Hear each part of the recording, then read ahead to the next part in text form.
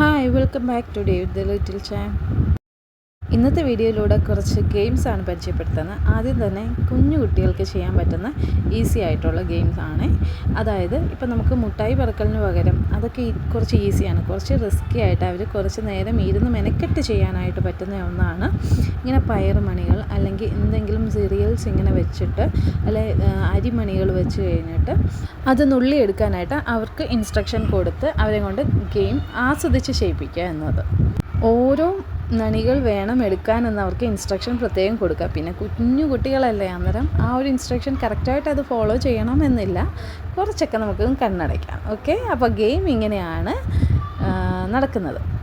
അപ്പോൾ നമുക്ക് ഗെയിം കണ്ടു നോക്കാം. ഈ സൈഡിൽ ഇരിക്കുന്ന പിങ്ക് സ്കാർഫ് ഇട്ട കുട്ടിയാണ് ഏറ്റവും കൂടുതൽ കളക്ട് ചെയ്തത്. ഒന്നൊന്നും അല്ല അവർ കളക്ട് ചെയ്തത്, എല്ലാവരും ഒന്നും രണ്ടും ഒരുമിച്ച് കളക്ട് ചെയ്ത് കാണും. എന്നിരുന്നാലും കുറച്ച് നേരം അവർ നല്ല രീതിയിൽ എൻഗേജ് ചെയ്ത് കാര്യങ്ങൾ ചെയ്യാനായിട്ട്, ആ ഒരു കോൺസെൻട്രേറ്റ് ചെയ്ത് കുറച്ച് നേരം ഒരു കാര്യത്തിലിരിക്കാനുള്ള ആ ഒരു എബിലിറ്റി ഡെവലപ്പ് ചെയ്യാനായിട്ട് ഇത് ഹെൽപ്ഫുള്ളായിരുന്നു.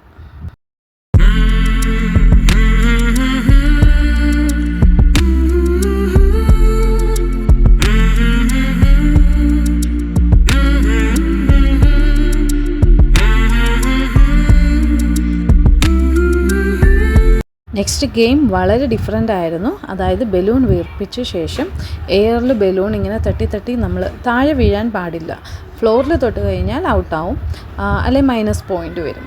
അങ്ങനെ എയറിൽ നിർത്തിക്കൊണ്ട് അവർക്ക് കൊടുത്തേക്കുന്ന പേപ്പർ ഗ്ലാസ്സുകൾ പിരമിഡ് പോലെ അടുക്കി വെക്കണം എന്നതാണ്. പിരമിഡ് പോലെ അടുക്കി വെക്കുമ്പോഴത്തേന് അതിനൊരു ബേസ് 6 എന്നൊരു നിലയിൽ വെച്ചതിന് ശേഷം അത് പിരമിഡ് പോലെ അടുക്കി വെക്കുമ്പോഴാണ് അവർക്ക് പോയിൻറ്റ്സ് കിട്ടുക. ആ മഞ്ഞ ബലൂൺ യൂസ് ചെയ്യുന്ന ആൾ അത് കറക്റ്റായിട്ട് 6 ആദ്യം ബേസ് അടുക്കി വെച്ച് ബാക്കി കാര്യങ്ങൾ ചെയ്യാൻ നോക്കി. പക്ഷേ റെഡ് ബലൂൺ കെട്ടുന്ന ആൾക്ക് അത് ടൈ ചെയ്യാൻ പോലും പറ്റിയില്ല. കാരണം അങ്ങനെ ഒരു എക്സ്പീരിയൻസ് ഇല്ലാത്തതുകൊണ്ട്. അങ്ങനെ ഉള്ള ക്വാളിറ്റീസ് ഡെവലപ്പ് ചെയ്യാനായിട്ടാണ് പ്രത്യേകം ഈ ഗെയിംസ് നടത്തുന്നത്.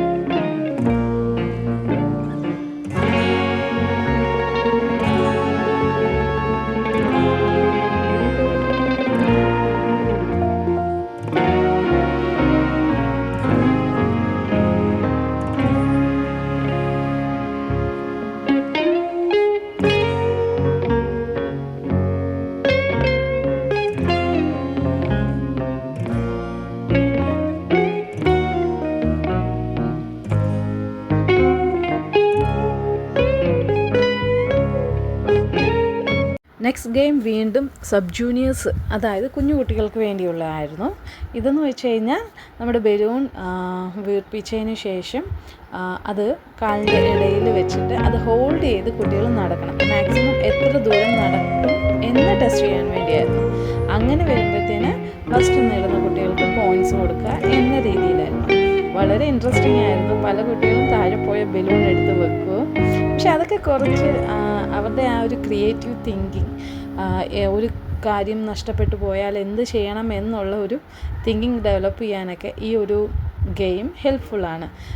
മീൻസ് നമ്മുടെ ഈ ഫസ്റ്റ് എത്തുക എന്നതിലുപരി ഇൻ കേസ് അവൻ്റെ കയ്യിൽ നിന്നത് പോയി കഴിഞ്ഞാൽ അതെങ്ങനെ ആ ഒരു പൊസിഷൻ റീഗെയിൻ ചെയ്യാൻ പറ്റും എന്നൊക്കെ മനസ്സിലാക്കാൻ വേണ്ടി ഹെൽപ്ഫുള്ളായിട്ടുള്ള ഒരു ഗെയിമായിരുന്നു ഇവിടെ ക്രിയേറ്റ് ചെയ്തത്.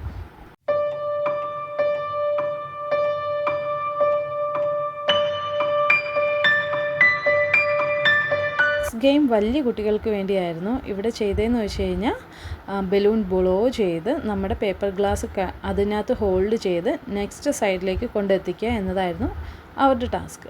അതും കുട്ടികൾ വളരെ നന്നായിട്ട് ചെയ്തു. അവിടെ മറിഞ്ഞ് വീണ് കഴിഞ്ഞാൽ അത് മൈനസ് ആയിരിക്കും, അത് പിന്നെ ഒന്നേന്ന് സ്റ്റാർട്ട് ചെയ്യണം. ആ രീതിയായിരുന്നു ഗെയിം.